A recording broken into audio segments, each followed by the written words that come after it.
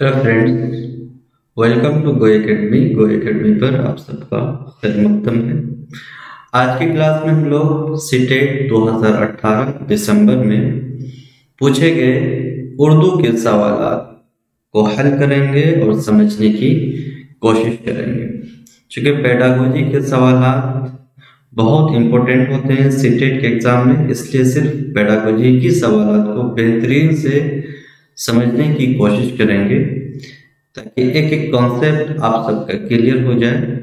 चूंकि इबारत को कैसे हल करना है इससे पहले मैंने कई वीडियोस में बता दिया है। अगर आपने वीडियोस नहीं देखे हैं तो प्लीज जाके देख लीजिए ताकि आपको पता चल सके कि इबारत सही से कैसे हल किया जाता है। देखिएगा सवाल है, एक क्लास के बच्चे ज्यादातर किसमें गलतियां करते हैं। आपके क्लास में बच्चे हैं तो उसमें वो बच्चे किसमें गलती करेंगे? पढ़ने में, लिखने में, बोलने में या इनमें से सभी? जी हाँ, अगर आपकी क्लास में बहुत सारे बच्चे हैं तो वो बच्चे पढ़ने, लिखने और बोलने इन सब में गलती करेंगे, है ना। उसको बोलने में भी त्रुटि होगी, पढ़ने में भी गलती हो सकती है या लिखने में भी, है ना, सब में गलती होगी। तो ऑप्शन नंबर 4 इसका सही आंसर हो जाएगा। बहुत ही आसान सवाल था, है ना? बच्चे सब में गलती करेंगे। अगला सवाल है, कवायद नजरियाती यानी कि थ्योरेटिकल और रवैये प्रैक्टिकल दोनों, आप कहाँ तक इस बयान से मुत्तफिक रखते हैं? ये बात बिल्कुल सही है। जो व्याकरण है, ग्रामर्स है ना, वो थ्योरेटिकल और प्रैक्टिकल दोनों तरह के होते हैं। तो इस मुकम्मल राजी कंप्लीट एग्रीनेंस है ना 100%। ऑप्शन नंबर 1 इसका सही आंसर हो जाएगा। बहुत ही इजी सवाल था। तहतानिया और उस्तानिया, तहतानिया कहते हैं प्राइमरी के, उस्तानिया मिडिल, ठीक है। ये सतह के तलबा में जबान सीखने की तरफ राग़िब करने के लिए, यानी कि बच्चे को जबान की तरफ राग़िब करना है, जबान की तरफ दिलचस्पी को बढ़ाना है। उसके लिए एक उस्ताद के, एक अध्यापक के रूप में आप क्या करेंगे? तलबा को किताब पढ़ने की हिदायत देंगे कि आप फलां बुक पढ़ लीजिए, वो बुक पढ़ते रहिए, या तलबा को बार बार मुँह ज़बानी और तफहीम कराएंगे, समझाएंगे। जी हाँ, जब बच्चे आपके आप जबान की क्लास ले रहे होते हैं तो बच्चों को मुँह ज़बानी समझाने की कोशिश करते हैं, है ना। उसके कॉन्सेप्ट्स को, उसकी अवधारणा को, ये तारीफ जो डेफिनेशंस है उसको क्लियर करने की और उसको समझाने के प्रयास करते हैं। ये बहुत अच्छा तरीका होता है, ठीक है। तलबा ज्यादा से ज्यादा इमला करवाएंगे, सिर्फ इमला करवाते रहेंगे तो बच्चा बोर नहीं हो जाएंगे? ये बिल्कुल गलत बात है, ठीक है। सिर्फ इमला नहीं करवाना है बल्कि और भी चीजें करवानी है। तलबा को ज्यादा से ज्यादा कवायद पढ़ाए जाएंगे। कवायद, व्याकरण वैसे भी बोरिंग चीजें होती है ना, बहुत ज्यादा बच्चा इसमें इंटरेस्ट नहीं लेते हैं, ठीक है। सिर्फ कवायद ही पढ़ाएंगे, कवायद पर ही ज्यादा फोकस करेंगे तो बच्चा आपकी क्लास में इंटरेस्ट नहीं लेंगे। क्योंकि हम पेपर 2 के लैंग्वेज को हल कर रहे हैं, इसलिए आपके जहन में पेपर 2 यानी कि 6 to 8 लेवल के बच्चे का आपके जहन में होना चाहिए कि उनको कौन से कंटेंट की जरूरत होती है, उस लेवल पर कौन सा मेथड ज्यादा बेहतर होता है। तो बच्चे को जितना ज्यादा ऑरली तफहीम करवाएंगे, समझाएंगे, वो उतना ज्यादा बेहतर होगा। ऑप्शन नंबर 2 इसका बहुत ही मुनासिब आंसर है, सही आंसर है। आगे देखिएगा, मुंदरजा झेल में से यानी नीचे निम्नलिखित में से, जो नीचे जो दी गई है, मुँह ज़बानी पेशकश में, ओरल प्रेजेंटेशन में कौन सा तरीका मुफीद है? सौती पेशकश, सौत बोलते हैं आवाज को, नज्म का गाकर या आमने सामने की पेशकश, या इशारती जबान में पेशकश। जब आप इशारती जबान, है ना, में पेशकश करते हैं, प्रेजेंटेशन करते हैं, तो वो बहुत ज्यादा इफेक्टिव होता है ना। या कोई आप ड्रामा या फिर इशारती जबान अगर इस्तेमाल करते हैं तो वो बहुत ही इफेक्टिव होता है, मौसर होता है, बच्चों को बहुत ज्यादा अट्रैक्ट करता है। क्योंकि सवाल में क्या पूछा जा रहा है? मुंह जबानी पेश करें। ओरल प्रेजेंटेशन के लिए क्या करते हैं? इशारती जबान जब इस्तेमाल करते हैं तो बहुत ज्यादा इफेक्टिव होता है। ऑप्शन नंबर 4 इसका सही आंसर हो जाएगा। इंसान की उम्दा तरक्की, बेहतर तरक्की, डेवलपमेंट के लिए, विकास के लिए मादरी जबान यानी कि मदर टंग उतनी ही जरूरी है जितना कि माँ का दूध। ये किसका कौल है, किसका कथन है, स्टेटमेंट? राजश्री टंडन, रायब्रेन, महात्मा गांधी, विवेकानंद। ये जो कौल है कि इंसान की उम्दा तरक्की के लिए मादरी जबान उतनी ही जरूरी है जितना कि माँ का दूध, ये कौल श्री महात्मा गांधी जी का है, इन्होंने ही कहा। तो ऑप्शन नंबर 3 इसका सही आंसर हो जाएगा। बिल्कुल आसान होता है क्वेश्चन था। आगे देखिए, अगर तलबा को ऐसे जबान के जरिए पढ़ाया जाए जिस पर वो अच्छी तरह से दस्तरस नहीं रखते, यानी कि कोई ऐसा लैंग्वेज बच्चे को पढ़ा रहे हैं जिसे बच्चा सही तरीके से नहीं समझ पा रहा है या उस पर उस जबान से बहुत ज्यादा बच्चे को लगाव नहीं है, तब क्या करेंगे? अच्छी तरह से जहन लगाना मुमकिन नहीं है। ये तलबा रटने या याद रखने की आदत को बढ़ावा देते हैं। तलबा की दिलचस्पी पढ़ाई से खत्म होने लगती है। इनमें से भी बच्चा को जब ऐसे जबान सिखाने की कोशिश करते हैं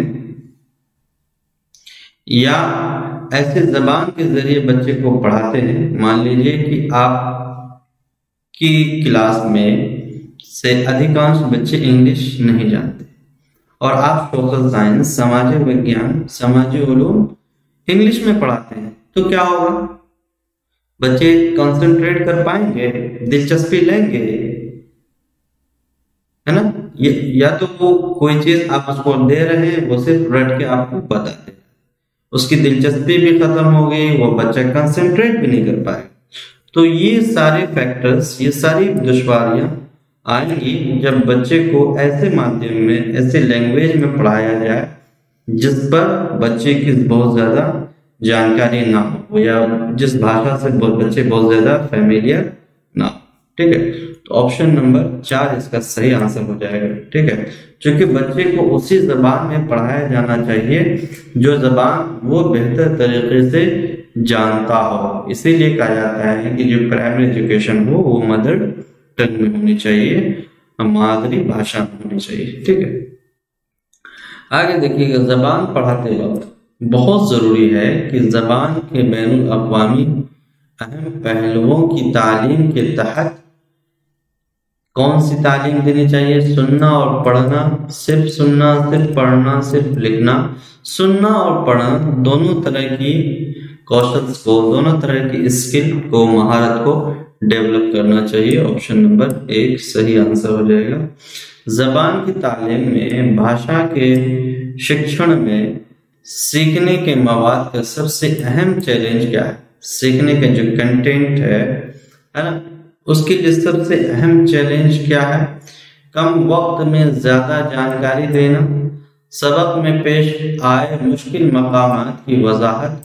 आपके लेसन के दौरान कोई ऐसे मकामात, ऐसी बातें आए या ऐसी जगहों के नाम आए जिसको समझाना बहुत मुश्किल हो, तो उन जगहों को, उन मकामात को TLM के माध्यम से, तदरीसी अशिया के माध्यम से, टीचिंग लर्निंग मटेरियल के जरिए से आप उनको वाज़े कर रहे हैं। ये बहुत ही बड़ा चैलेंज होता है एक टीचर के लिए कि जो डिफिकल्टीज हैं या कुछ मकामात के नाम आ गए या ऐसी जगह में आप फंस गए जहाँ पर जो कंटेंट बच्चे को बहुत ज्यादा समझ में नहीं आता है, तो उसको TLM के माध्यम से, यानी कि use of TLM, teaching learning material, तदरीसी अशिया का इस्तेमाल, तो उस्ताद के लिए बड़ा कठिन काम होता है, एक चैलेंज है ना।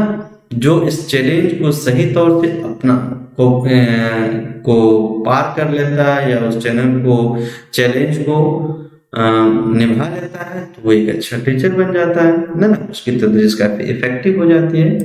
तो ये ऑप्शन नंबर 2 इसका सही आंसर हो जाएगा। आगे सवाल देखिएगा, ज़हीन तलबा का तलफ़्फ़ुज़। जो इंटेलिजेंट बच्चे हैं उनका प्रोनाउंसिएशन, उनका उच्चारण, तलफ़्फ़ुज़ कहते हैं उच्चारण को, प्रोनाउंसिएशन को, और ज़ख़ीरे अल्फाज बेहतर होता है, यानी कि स्टोर ऑफ नॉलेज, यानी कि नॉलेज को स्टोरेज का जो महारत होती है या उसका जो अल्फाज का ज़ख़ीरा होता है वो बहुत बेहतर होता है। ये कथन, ये कौल किसने दिया है? टर्मन ने, फिशर ने, थम्बा ने, इन सभी ने कहा है कि जो ज़हीन तलबा है उनका तलफ़्फ़ुज़ यानी कि उच्चारण और स्टोरेज ऑफ नॉलेज, अल्फाज का ज़ख़ीरा, शब्दकोश बहुत ज़्यादा मजबूत होता है, बेहतर होता है। ठीक है, ऑप्शन नंबर 4 इसका सही आंसर हो जाएगा। माने को वाज़ेह करना यानी कि मीनिंग को एक्सप्लेन करना, है ना, किसी चीज के मतलब को बताना, माने को वाज़ेह करने के लिए बेहतर तरीका कौन सा है? सबसे मुनासिब मेथड कौन सा है? कौन से विधि से आप माने को वाज़ेह करेंगे? लफ्जों की तौज़ीह करेंगे, कोई लफ्ज आ रहा है उसको एक्सप्लेन कर दे रहे हैं, लुगात से देखकर पढ़ाएंगे, डिक्शनरी आप हाथ में रखेंगे उसको देखकर बताते रहेंगे, या फिर तलबा को पूरा मौका देंगे, बहुत ज्यादा पूरा अपॉर्चुनिटी देंगे कि वो जुमलों में इस्तेमाल करके माने को बताए। यहाँ पे तलबा माने को खुद अपने से एक्सप्लोर कर रहे हैं, जो कि बहुत ही अच्छी विधि मानी जाती है कि बच्चे को आप ऐसे मौके दीजिए, ऐसे अपॉर्चुनिटीज दीजिए, ऐसे अवसर प्राप्त कराइए जहां पर बच्चे वर्ड्स को इस्तेमाल करके मीनिंग खुद वाज़ेह और वजाहत करे। ये बहुत ही मुनासिब और बेहतरीन तरीका होता है बच्चों के अंदर किसी भी लफ्ज के मानों को समझाने के लिए, है ना। तो ऑप्शन नंबर 3 इसका बहुत ही मुनासिब और सही आंसर होगा। लफ्जों की तौज़ीह के लिए उसका इस्तेमाल करके बताएंगे, यानी कि ये कहीं ना कहीं टीचर सेंटर की बात की जा रही है। और ये जो ऑप्शन नंबर 3 है वो लर्नर सेंटर, स्टूडेंट सेंटर, तलबा मरकूज की बात की जा रही है, जो कि एक प्रोग्रेसिव क्लासरूम होता है। तो ऑप्शन नंबर 3 इसका सही आंसर हो जाएगा। क्यों होगा ये आप समझ ही गए होंगे। अगर समझ में नहीं आया तो कमेंट बॉक्स में जरूर लिखिए। वीडियो अच्छा लग रहा है तो प्लीज शेयर करते रहिए। मुंदरजा झेल में से कौन सा तबाअत शुदा मतन के इस्तेमाल के बगैर दूसरी जबान सीखने में मदद करती है? कौन सा तरीका कि किसी भी मतन को पढ़े बगैर आप जबान सीख सकते हैं? फितरी तरीक़ेकार से, नेचुरल मेथड से, या जबान की वसअत से, या फिर कवायदी तर्जुमे का तरीक़ेकार से, या फिर माशी तरीक़ेकार से। जबान की वसअत एक ऐसा तरीका है जहां पर जबान आप बहुत ही वसी पैमाने पर बहुत ज्यादा सीखते हैं। ये तरीक़ेकार, अगर इस तरीक़ेकार को अपनाएं तो किसी भी जबान को बहुत ही आसानी से आप सीख सकते हैं। ऑप्शन नंबर 2 इसका सही आंसर हो जाएगा। गलत पढ़ने की आदत होने की वजह क्या है? कि बच्चा गलत पढ़ रहा है, गलत पढ़ने की आदत लग गई, इसकी क्या वजह हो सकती है? हमलेसानी तो लैंग्वेज सीखने में मदद करता है, या फिर पेशेवराना जमात में से ज्यादा बच्चों का होना, उंगली से इशारा करना, या पढ़ते वक्त आंख की तरफ उंगली से इशारा करना। ये वाली जो हरकत है उंगली से इशारा करना या पढ़ते वक्त आंख की तरफ उंगली से इशारा कर देना, इससे बच्चे को, है ना, गलत पढ़ने की आदत लग जाती है। ऑप्शन नंबर 4 इसका सही आंसर हो जाएगा। आगे देखिएगा, मुंदरजा झेल में से निम्नलिखित में से कौन सा तरीक़ेकार मुश्किल लफ्जों को पढ़ाने में कदीम जमाने का तरीका, पुराना तरीका कौन सा है किसी भी लफ्ज को, मुश्किल लफ्ज को बताने का? दुरुस्त जुमले बनाने में मदद करना, दुरुस्त तलफ़्फ़ुज़। ये बहुत पुराना तरीका है कि कोई भी मुश्किल लफ्ज आया और उसको आप सही तलफ़्फ़ुज़ बता रहे हैं, या फिर तलबा जुमला बनाने में मुश्किलात का सामना न करें, ये इनमें सभी। कदीम तरीक़ेकार पूछा है, देखिएगा ऑप्शन को। कदीम तरीका कौन सा है किसी भी मुश्किल लफ्ज को बताने के लिए?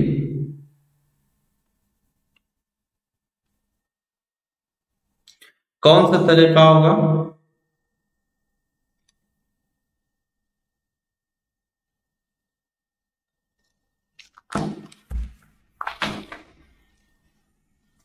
दुरुस्त तलफ़ुज़, सही उच्चारण।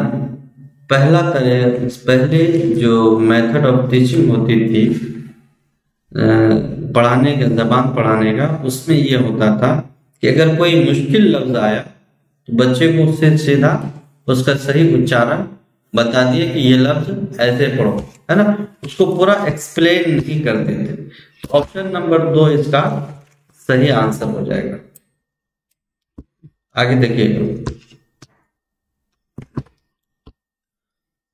मुंदरजा झेल में से कौन सा महारत यानी कि कौन सी महारत ताल्लुक नहीं रखता है?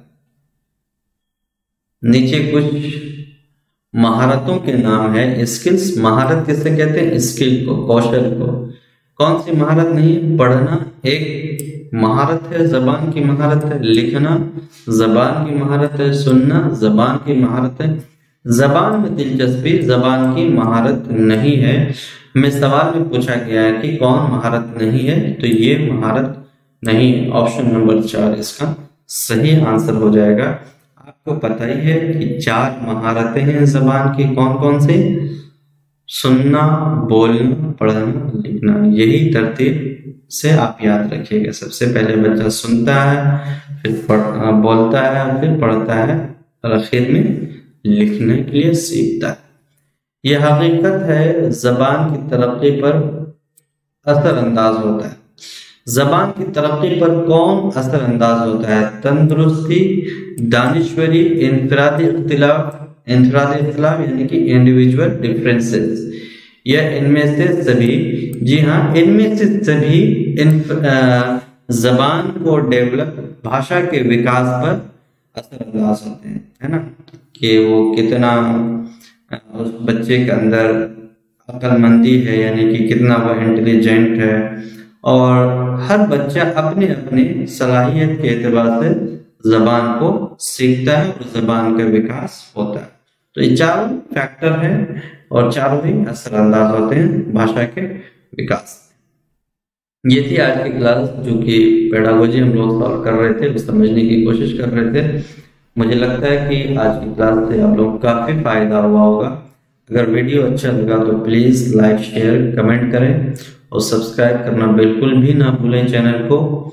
अगर कोई मन में कोई डाउट है, किसी तरह के कोई क्वेश्चन, इश्काल है, तो आप कमेंट बॉक्स में ज़रूर लिखिए। Thank you so much.